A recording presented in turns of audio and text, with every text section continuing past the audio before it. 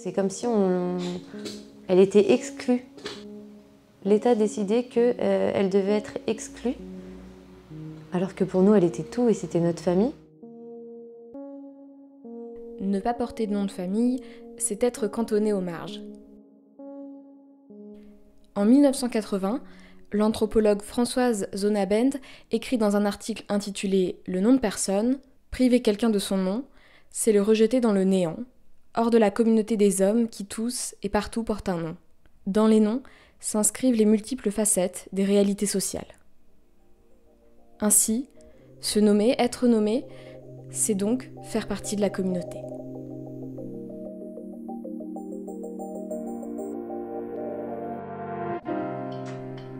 Je suis Pauline Payassa, je suis journaliste. Vous écoutez Le Nom des gens, un podcast de lesjours.fr.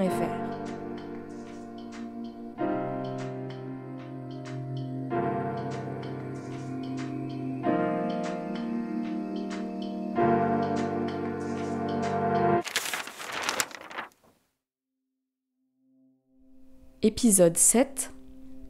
Se faire un nom. Toute personne possède un nom de famille. Voilà ce qu'on peut lire sur le site du gouvernement dans l'onglet État civil. Pourtant, à la marge, il existe quelques cas de personnes qui ne portent pas ou n'ont pas porté de nom de famille. En 1882, alors que la France occupait l'Algérie, l'État civil français qui souhaitait répertorier les individus décida que chacun devait avoir un nom de famille, notamment pour pouvoir racheter leurs terres aux populations locales et faciliter les transactions. Plus personne ne pourrait être sans nom.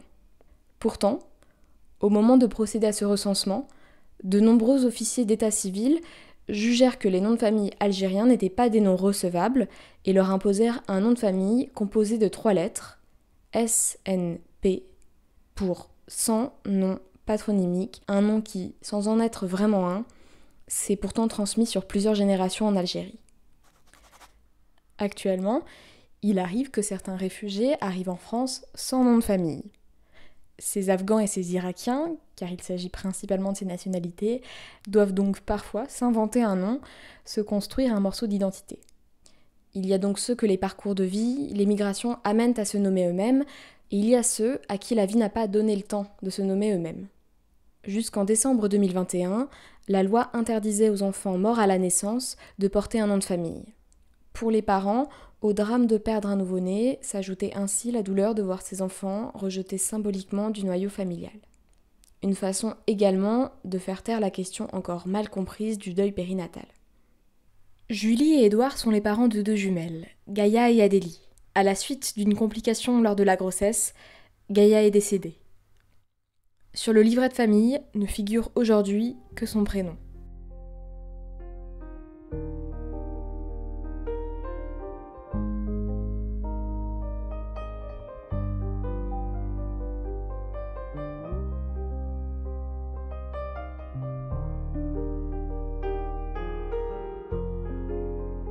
Je pense que notre projet de fonder une famille, il datait déjà depuis un petit bout de temps, parce que ça faisait déjà 8 ans qu'on était 7 ans. qu'on 6 était ans et ensemble. demi, ouais, 6 ans et demi. Et alors, je suis tombée assez facilement, assez vite enceinte, au mois de mars, voilà. Et en fait, quand on a fait l'écho de datation en avril, il y avait effectivement 2 bébés. C'était la grande surprise. La gynéco, elle nous a dit... Donc, il y a un bébé et on dirait qu'il y a un deuxième passager. Voilà, elle nous a dit ça comme ça. Hein. Et donc, voilà. Donc, j'étais à 6 semaines quand on a découvert ça. Donc, c'est comme ça qu'on a appris que c'était des jumeaux. La grossesse s'est très bien passée jusqu'à la fin du 5e mois, où là, on a découvert... une complication qui pouvait arriver en fait pour les grossesses gémellaires à un placenta. Et c'est là que tout a... ça a été compliqué à partir de là.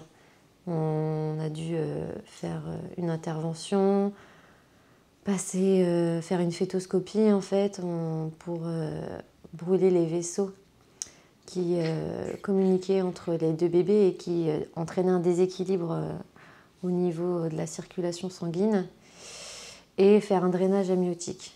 Et alors à partir de là, ça a été compliqué. Alors l'intervention s'est très bien passée, mais c'était un suivi toutes les semaines. J'étais hyper fatiguée suite à cette intervention-là. Il fallait pas beaucoup que je bouge. Du coup, on était moins serein. Quand on a su que le syndrome était là, on savait que ce qui les sauverait vraiment, c'est la naissance, quoi. Ce qui les épargnerait vraiment, parce que jusqu'au bout, il y a un risque. Pas que soit on perd une, soit on perd les deux. Et donc voilà, et donc en fait, elle récupérait quand même pas mal, les petites, mais c'était quand même prévu qu'on déclenche la césarienne à 32 semaines. Et en fait,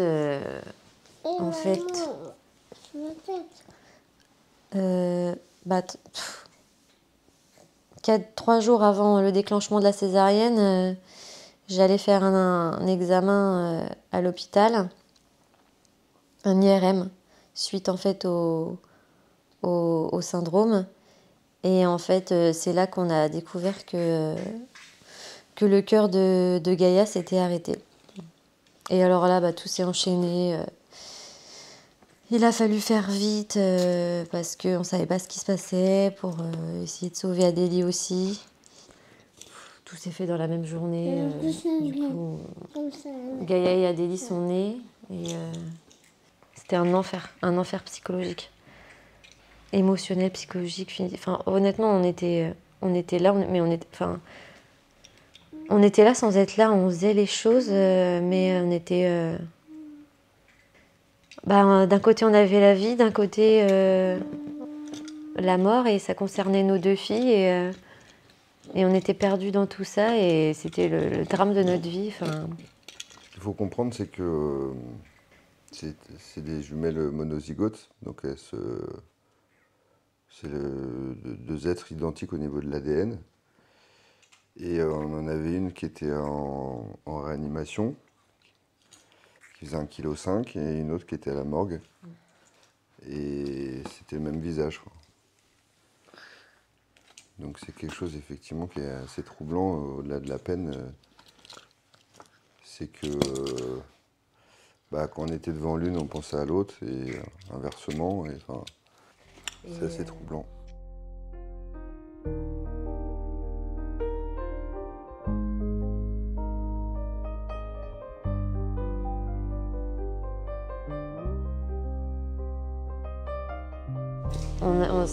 On s'est retrouvés face à aussi l'administratif. C'est là qu'on a appris que en fait, notre fille décédée Avant la naissance pouvait pas porter notre nom. Quand vous avez un bébé qui est mort-né, c'est pas une obligation, mais vous avez la possibilité de l'inscrire sur votre livret de famille. Seulement, il est inscrit que avec ses prénoms, sans nom de famille. Il y a marqué la date de décès. Il n'y a pas marqué la date de naissance, en fait, vous voyez. Et ça nous a un peu abrutis, quoi. Moi, ça m'a assommé, quoi. Il n'y a pas d'autre mot, quoi.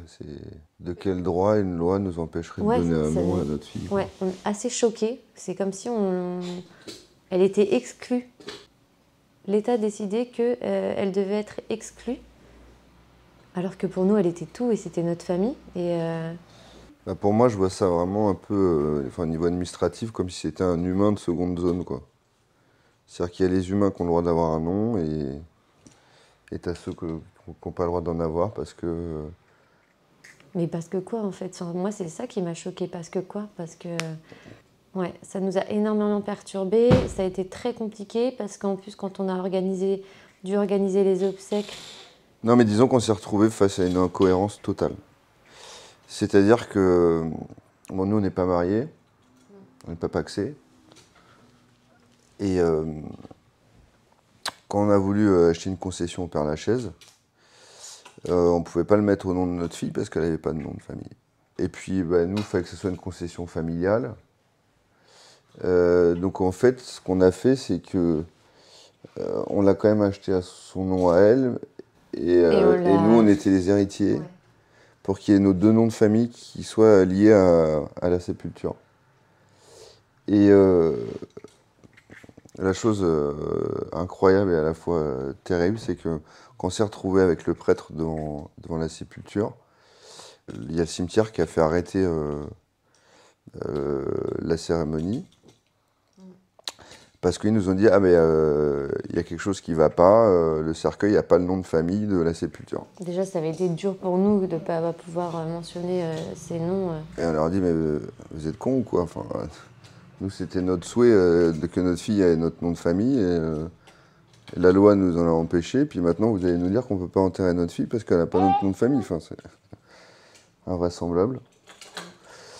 Donc, bon, voilà, les obsèques se sont interrompues pendant 15-20 minutes. Et puis, le directeur du Père-Lachaise est venu.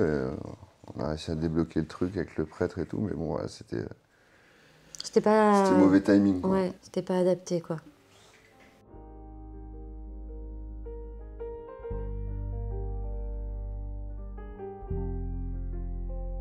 En décembre 2021, la loi a fini par changer et permet désormais de nommer ses enfants.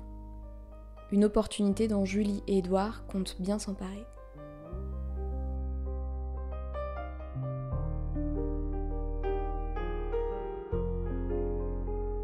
En tout cas, nous, c'est sûr, on va le faire. Oui, c'est sûr. Ça nous tient trop à cœur. On avait les larmes aux yeux quand on a su que c'était possible. C'est sûr que c'est une étape importante qu'on a envie de faire. On a hâte de le voir apparaître sur le livret de famille. Ben moi, je pense que je vais pleurer. L'émotion, ouais. Ben, je pense que ce sera une victoire très émouvante. Disons que la correction d'une injustice, même. Ouais, c'est clair. Au niveau de tous, elle fait partie de notre famille comme... Il n'y a absolument pas de différence, quoi. Enfin, pourquoi elles ont grandi ensemble dans le ventre? Pourquoi il y en a une qui aurait un nom de famille, pas l'autre? Et puis, moi, ça me tenait à cœur qu'elle porte aussi mon nom parce que c'est une histoire, c'est une famille qui existe déjà, c'est un groupe, c'est une appartenance, en fait. Et moi, je voulais que mes 2 filles appartiennent à cette famille, à ces liens et à cette histoire, en fait.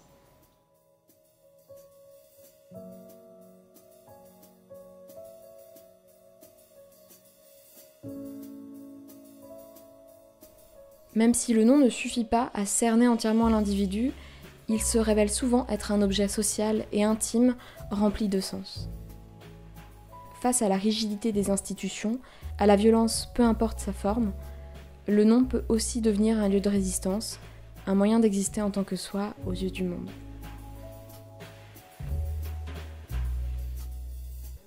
Peut-être que si Adélie Pojman avait été restée Adélie Pojman et n'était pas devenue Adélie Pontet à l'âge de 6 ans, peut-être que...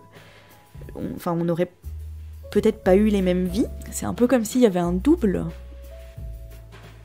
Cette démarche-là, c'est une démarche politique, même si c'est intime. L'idée c'est que je puisse ajouter un nom d'origine cambodgienne à mon nom français. Mon grand-père avait vécu toujours dans la peur et sous ce faux nom. Il était terrifié à l'idée que ça se reproduise, il était terrifié à l'idée qu'on le prenne pour un juif. Et c'est la motivation pour laquelle il a changé de nom. Et donc moi je voulais pas qu'il gagne une 3e fois parce que en fait porter le nom c'était quelque chose de... Porter le nom de Landesman c'était quelque chose d'hyper important. De montrer que non, Hitler n'avait pas gagné, qu'on était encore là.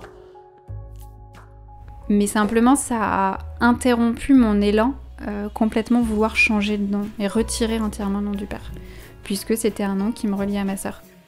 On est tout le temps en train de parler d'égalité. Comment finalement on arrive à élever des enfants en essayant de leur transmettre une notion d'égalité si dès le départ on lui fait comprendre que c'est le nom du père qui prime sur le nom de la mère, c'est le nom du père qui sera le plus important, il faut avoir un fils pour transmettre le nom.